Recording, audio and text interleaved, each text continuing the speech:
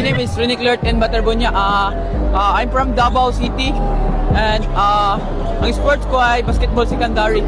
Siyempre, masaya ako. Masaya kaming lahat sa team. Been a long way without you, my friend. And I'll tell you all about it when I see you again. We've come a long way from where we began. Oh, I'll tell you all about it when I see you again. Thank you din sa Davao Region. Thank you sa nagasuporta sa mga diha. Champion me. Nakuha na mo, wala mo na mo gibigo.